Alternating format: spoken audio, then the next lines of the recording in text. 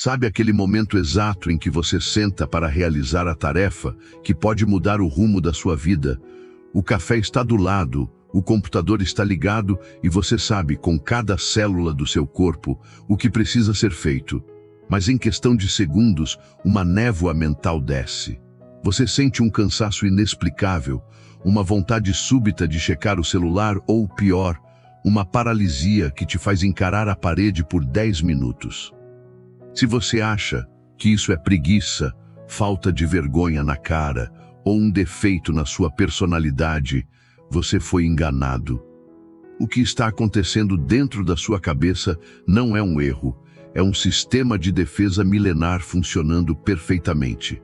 Você não é um procrastinador crônico, você é um prisioneiro do modo de sobrevivência. Enquanto você tenta construir o seu futuro, existe uma parte do seu cérebro que está convicta de que esse esforço vai te matar. Antes de eu te mostrar como desarmar essa bomba biológica e finalmente recuperar o controle da sua energia, faz o seguinte: se você sente que está travado na vida, já deixa o seu like e se inscreve aqui no canal. A partir de agora, a sua relação com a produtividade vai mudar, porque vamos parar de lutar contra a biologia e começar a usá-la a nosso favor. Neste vídeo, eu vou te revelar a arquitetura dessa prisão invisível. Você vai entender por que o seu cérebro prefere te ver estagnado, mais seguro do que realizado, mas exposto ao novo. O modo de sobrevivência é um mecanismo que prioriza o que é familiar para garantir que você simplesmente não morra hoje. Ele não quer que você seja rico, focado ou bem-sucedido. Ele só quer que você sobreviva até amanhã. Prepare-se, porque vamos mergulhar na ciência do seu comportamento para entender por que, para o seu sistema nervoso, o sucesso parece uma ameaça de morte e como virar esse jogo de uma vez por todas. Para entender por que você trava, precisamos dar nome aos personagens que vivem dentro da sua cabeça. Imagine que o seu cérebro é uma casa dividida por 2 moradores que não falam a mesma língua. De um lado, temos o eu atual, que é quem você acredita ser, o planejador, o visionário, aquele que assiste a vídeos de desenvolvimento pessoal, faz listas de metas e decide que a partir de segunda-feira tudo será diferente.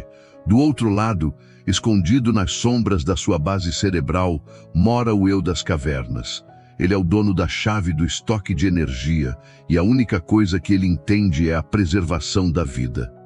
O conflito entre esses dois é o que gera a angústia que você sente todos os dias. O eu atual vive no futuro, ele entende conceitos abstratos como carreira, propósito e saúde a longo prazo. Mas o eu das cavernas é primitivo e vive no agora. Para ele, qualquer esforço que não traga uma recompensa imediata, em forma de calorias ou segurança, é um erro estratégico gravíssimo.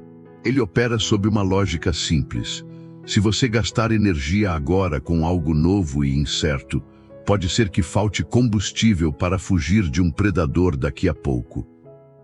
O problema é que o eu das cavernas não sabe que o mundo mudou. Ele não entende que o perigo de começar um novo projeto ou estudar para um concurso não envolve feras selvagens. Para ele, o desconforto do esforço mental é interpretado como um sinal de alerta. Sempre que o seu eu atual tenta dar um passo para fora da zona de conforto, o eu das cavernas entra em pânico e corta o suprimento de combustível. É por isso que, no momento em que você decide ser produtivo, sente aquele sono repentino, aquela fome oportunista ou uma ansiedade que te empurra de volta para o sofá. Não é uma luta de inteligência, é um duelo por energia. Você quer voar, mas quem controla o tanque de gasolina só quer que você fique parado, escondido e protegido na caverna do que é familiar. Forçar que essa paralisia não é sua culpa, mas sim o resultado de um sistema de segurança biológico que está tentando te proteger de um risco que não existe mais. Para que esse duelo entre o eu atual e o eu das cavernas se transforme em ação ou paralisia, o seu cérebro utiliza uma moeda de troca universal: a dopamina. Muita gente acredita que a dopamina é o hormônio do prazer, mas a ciência nos mostra que ela é, na verdade, o hormônio da antecipação e da motivação. Antes de você mover um único músculo para começar uma tarefa, o seu cérebro realiza uma matemática inconsciente e extremamente veloz de custo versus benefício. Ele projeta o esforço que será necessário e tenta prever qual será a recompensa final.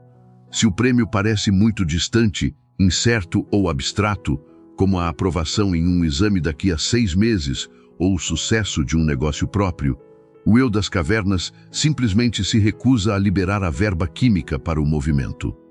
Sem esse pico de dopamina antes da tarefa, você experimenta o que chamamos de resistência biológica. É aqui que o fenômeno do sono súbito ou do cansaço extremo acontece.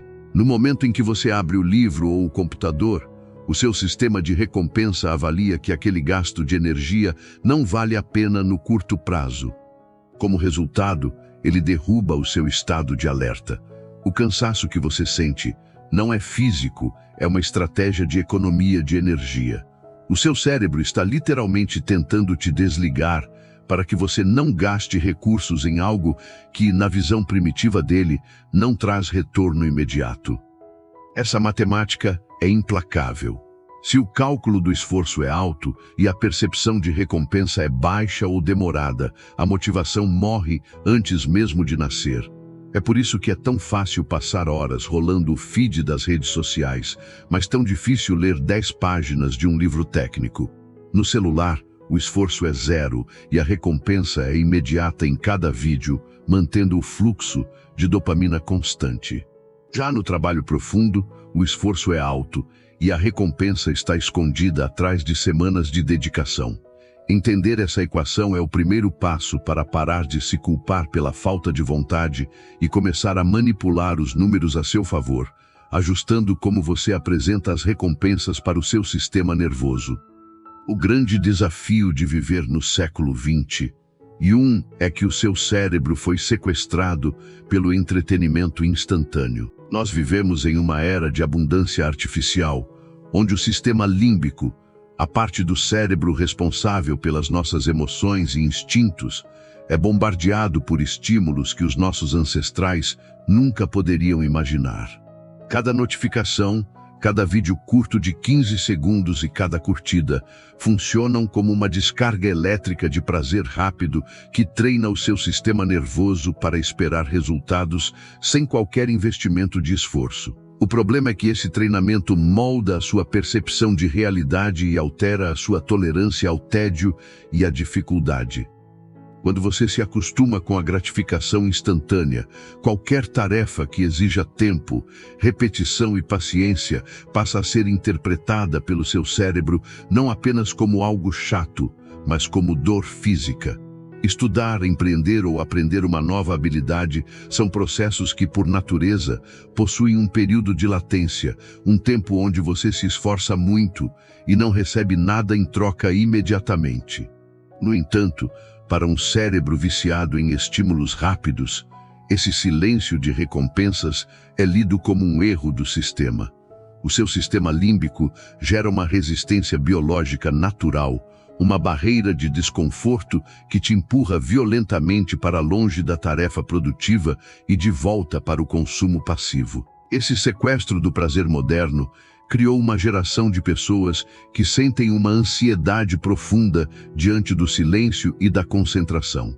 O cérebro moderno foi condicionado a buscar o caminho de menor resistência. Por isso, quando você tenta focar em um projeto de longo prazo, sente uma coceira mental, uma necessidade desesperada de buscar uma distração. Não é que você não tenha capacidade intelectual para realizar a tarefa, é que o seu mecanismo de busca por prazer foi descalibrado. Para o seu cérebro, o trabalho duro se tornou sinônimo de sofrimento, enquanto o entretenimento vazio se tornou o único refúgio seguro. Entender esse sequestro é perceber que a sua dificuldade de concentração é uma resposta biológica a um ambiente que foi projetado para explorar as suas fraquezas evolutivas. Agora que você entende como o seu cérebro calcula o esforço, precisa aprender a hackear esse sistema para que ele trabalhe a seu favor. Se o eu das cavernas corta o combustível porque a recompensa está longe demais, a solução não é forçar a barra através de uma força de vontade infinita, que, como sabemos, é um recurso que acaba rápido. A estratégia real consiste em criar o que chamamos de micro-recompensas. Trata-se de um condicionamento artificial, onde você engana o seu sistema límbico, oferecendo a ele um doce imediato em troca do início de uma tarefa difícil. Você precisa associar um prazer simples e instantâneo ao gatilho da ação, utilizando a antecipação da dopamina para vencer aquela barreira paralisante dos primeiros minutos. Imagine que você detesta organizar suas finanças ou estudar um conteúdo denso. O segredo é permitir-se algo que você ama, um café especial, uma música específica que te empolga ou até um ambiente diferenciado, apenas e exclusivamente enquanto estiver executando aquela tarefa. Ao fazer isso, você altera a matemática química do seu cérebro. O eu das cavernas, que antes via apenas dor e gasto de energia no estudo, começa a perceber um sinal de prazer imediato. Você não está mais focando no benefício que virá daqui a um ano. Você está dando ao seu cérebro um motivo para querer começar agora. Esse hack funciona porque o cérebro é extremamente associativo.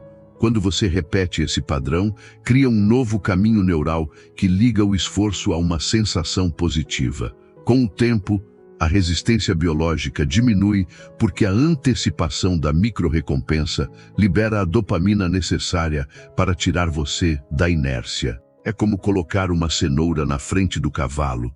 Você usa o instinto biológico de busca por prazer para carregar o fardo do trabalho pesado. O objetivo aqui não é o prazer pelo prazer, mas sim usar pequenas doses de satisfação como lubrificante para as engrenagens da sua produtividade, garantindo que o seu motor não morra antes mesmo de sair da garagem. O maior erro que você comete ao tentar sair do modo de sobrevivência é acreditar que precisa de uma explosão de motivação para realizar algo grandioso. Você acorda e diz a si mesmo que hoje vai estudar por 5 horas, limpar a casa inteira ou correr 10 quilômetros. O problema é que, ao pensar grande demais, você aciona imediatamente o sistema de alarme do seu eu das cavernas. Para ele, uma meta gigantesca soa como uma sentença de morte por exaustão, e a resposta biológica é a paralisia total. É por isso que o segredo para dominar a produtividade não está na intensidade, mas na gestão da inércia. É aqui que entra a regra do início estratégico, também conhecida como a regra dos 2 minutos ou do mínimo viável. A física neural nos ensina que a parte mais difícil de qualquer movimento é o primeiro centímetro. Uma vez que o objeto está em movimento, a energia necessária para mantê-lo assim é infinitamente menor. O seu objetivo não deve ser terminar a tarefa, mas apenas vencer o atrito inicial. Se você precisa escrever um relatório, sua meta não é o documento pronto, mas apenas abrir o arquivo e escrever uma única frase. Se precisa se exercitar, sua meta é apenas calçar os tênis. Ao reduzir a tarefa ao seu nível mais ridículo e fácil, você passa por baixo do radar do seu sistema de defesa. O eu das cavernas olha para uma tarefa de 2 minutos e não se sente ameaçado. Ele permite que você comece. O que acontece depois é pura física. Assim que você rompe a barreira da inércia, o cérebro entra em um estado de fluxo inicial.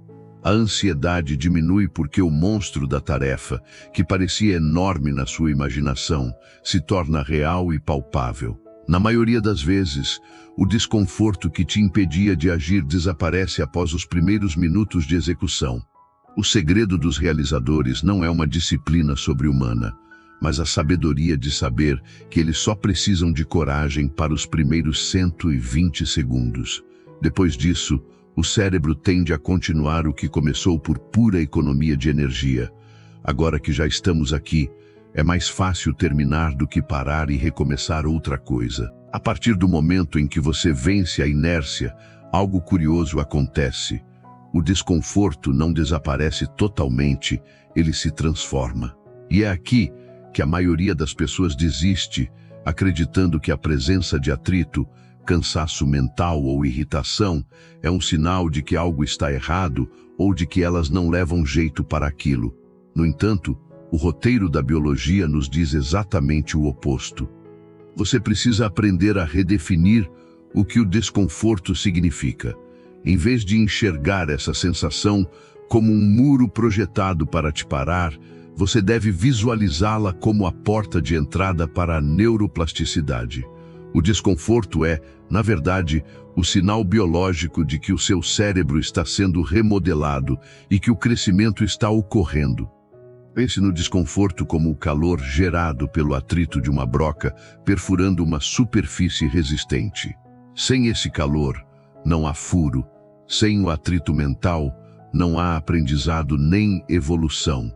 Quando você está tentando resolver um problema difícil ou manter o foco em algo que exige esforço, o seu cérebro está literalmente recrutando novos circuitos e fortalecendo conexões sinápticas.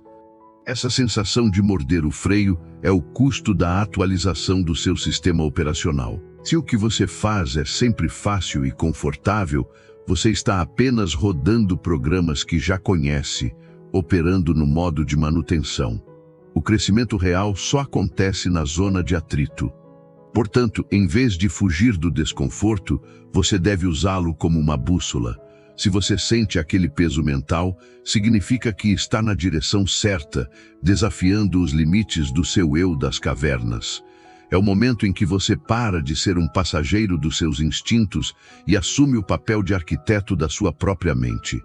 Aceitar que o esforço é inerentemente desconfortável retira o peso emocional da tarefa.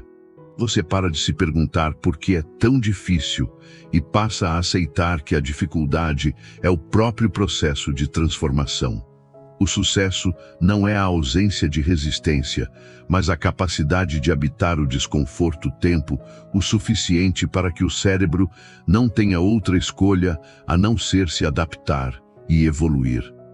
Para que o seu cérebro pare de boicotar os seus planos, você precisa aprender a dominar uma técnica que vai muito além do pensamento positivo, a visualização estratégica de obstáculos. Existe um erro comum de acreditar que imaginar o sucesso de forma vibrante é o suficiente para alcançá-lo. Na verdade, quando você visualiza apenas o topo da montanha e a glória do objetivo concluído, o seu cérebro pode cair em uma armadilha perigosa, liberando uma dose de satisfação antecipada que te rouba a energia necessária para a subida. Para o eu das cavernas, se a imagem do sucesso é muito real, ele entende que a missão já foi cumprida e desliga os motores. A verdadeira mudança acontece quando você começa a conversar com o seu eu futuro e a ensaiar mentalmente não apenas a vitória, mas os problemas que surgirão no caminho. Essa técnica consiste em antecipar os momentos de crise. Em vez de se imaginar apenas sendo produtivo, você deve visualizar o momento exato em que o cansaço vai bater, o momento em que o celular vai vibrar com uma notificação tentadora, ou aquela tarde de chuva em que a sua vontade será de abandonar tudo. Ao ensaiar mentalmente a sua reação a esses obstáculos, você cria um script de resposta. Quando o desafio surge na realidade, o seu eu das cavernas não entra em pânico, porque aquela situação já foi vivida e resolvida na sua mente. Você retira o fator surpresa que alimenta o medo e a procrastinação. Ao praticar esse ensaio mental, você está construindo uma ponte entre o seu eu de hoje e a pessoa que você quer se tornar. Você não visualiza apenas o troféu, mas o suor, a dúvida e a superação do cansaço. Isso prepara o seu sistema nervoso para a realidade do esforço. Quando o obstáculo aparece, o seu cérebro não o interpreta mais como uma ameaça mortal que exige o recuo para a zona de segurança, mas apenas como um evento previsto que já tem uma solução engatilhada. É assim que você transforma a ansiedade em preparo, garantindo que o seu eu futuro tenha as ferramentas necessárias para não se render quando o modo de sobrevivência tentar assumir o controle novamente. Toda essa jornada nos leva a uma verdade fundamental que a maioria das pessoas ignora. A identidade não é algo que você possui, é algo que você constrói através da repetição. Existe um mito perigoso de que primeiro você precisa se sentir disciplinado, motivado ou confiante para depois começar a agir. Na realidade, a biologia funciona de trás para frente. Você não age porque é disciplinado. Você se torna uma pessoa disciplinada porque agiu, dia após dia, apesar do ruído mental. Cada vez que você vence o eu das cavernas, cada vez que você escolhe o desconforto em vez do prazer barato, você está depositando um voto na conta da sua nova identidade. O seu cérebro observa o seu comportamento para decidir quem você é. Se ele vê você recomeçando após uma falha, ele entende que a desistência não faz parte do seu código. O segredo dos grandes realizadores não é a perfeição, mas a consistência imperfeita. O sucesso é definido pela velocidade com que você é capaz de retornar ao trilho depois de tropeçar. No modo de sobrevivência, qualquer erro é visto como um desastre final. Na identidade de ação, o erro é apenas um dado, um ajuste de percurso. Você para de buscar o dia ideal em que tudo será fácil e começa a se orgulhar da sua capacidade de lutar contra a própria inércia. É nesse compromisso com o fazer apesar de que a sua mentalidade é remodelada de forma permanente. Agora, a pergunta que fica é: qual versão de você vai assumir o controle hoje?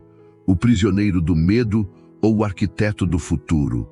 Se este vídeo abriu os seus olhos para as travas invisíveis que estavam te segurando, não deixe esse conhecimento morrer aqui. Transforme essa clareza em movimento agora mesmo. Se inscreva no canal e deixe seu like, se você aceita o desafio de abraçar o desconforto para construir a vida que você merece.